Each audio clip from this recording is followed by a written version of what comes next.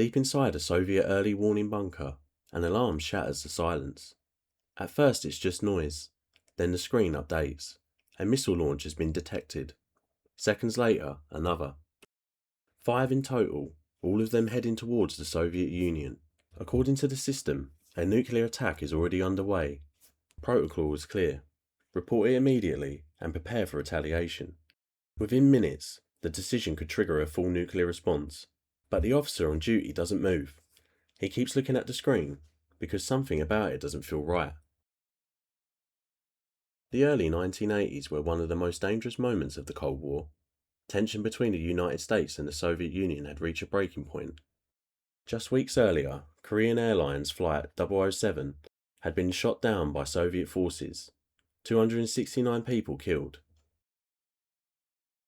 NATO was preparing to deploy new nuclear missiles across Europe, and inside Soviet leadership, there was growing belief that a Western first strike wasn't just possible, but imminent.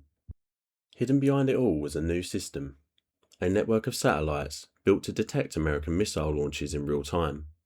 It was fast, automated, and unproven. That night, Lieutenant Colonel Stanislav Petrov was on duty. His role was simple. If the system detected a launch, he would report it.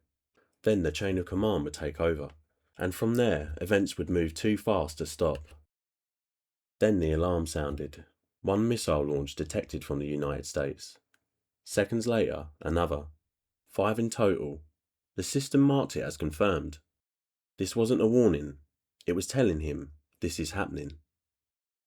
Petrov stared at the screen. Something didn't add up. If this was a real American first strike, why only 5 missiles? A true nuclear attack wouldn't begin like this.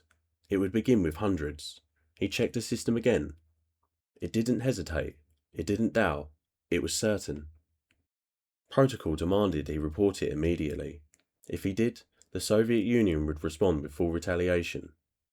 No confirmation, no second chance, just escalation. Petrov had minutes to decide. Trust the system or trust his judgment.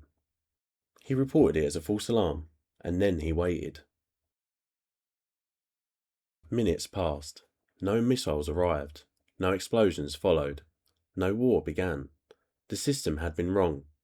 Sunlight reflecting off high-altitude clouds had fooled the satellites, creating the illusion of missile launches when there were none. A glitch, a misread, a moment of error that came close to triggering nuclear war. Petrov wasn't rewarded. He was reprimanded.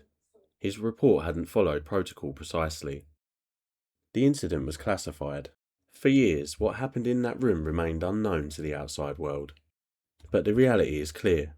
When the system failed, and the world stood on the edge of nuclear war, one man chose doubt, one man chose restraint, and because of that, the world didn't end.